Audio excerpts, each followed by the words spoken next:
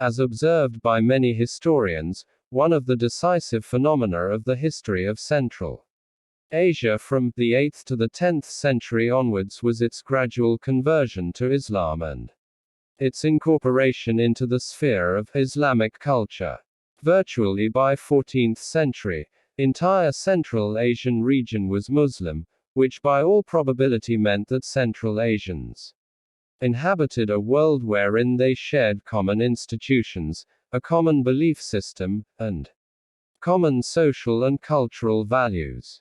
This was particularly true of now Uzbek province, Bukhara, which eventually emerged as the bastion of Islamic learning and famous for its scholars, seminaries, scientists, poets, and writers.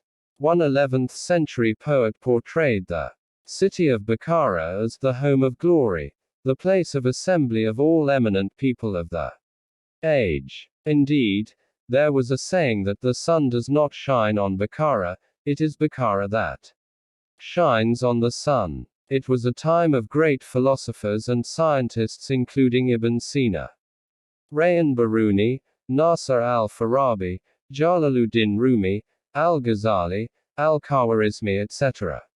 Alongside Bukhara, Samarkand emerged as a hub of Islamic Persian culture and boomed as vibrant center of commerce along the famed Silk Route. During this period, Central Asia was the hub of world culture, contributing significantly to the core civilizations of Europe, the Middle East and Asia including China and India. In such an environment, Islam, though providing the broader framework for Central Asian society, didn't operate as an ethnic marker. More or less build upon a mosaic of ethnic differences infused with group buffering.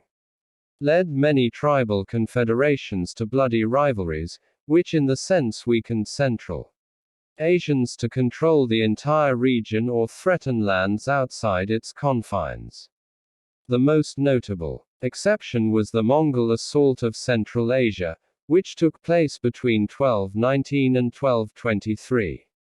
Bringing about catastrophic devastation. Cities of Samarkand and Bukhara were reduced to ashes and nearly 30,000 people were massacred in Central Asia. A century later, a Turkico-Mongolian warrior Tamerlane, or Temur, who ruled from 1370 to 1405, conquered the Central Asia, had a historic bearing on the world of that age. By inflicting a strong defeat on the Ottoman Sultan Yildirim Bayezid, and shattering the power of Mongol Golden Horde, Temur established an unrivaled empire, expanding beyond the Central Asia into present-day Iran, Arabia, northern India and parts of Russia.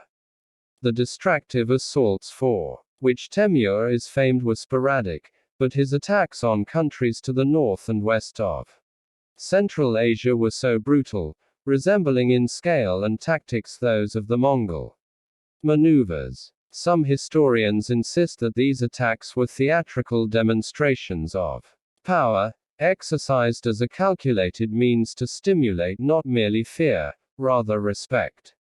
Altogether, it served as a form of legitimation for Temur and placed him into the ranks of world empire builders, whose successes were so impressive that the world outside their empires took note. Specifically, Temur's ambitious building program was so spectacular that his capital city Samarkand, now the province of Uzbekistan, was considered as one of the largest, beautiful and an unrivaled city of intellectual activity of that time.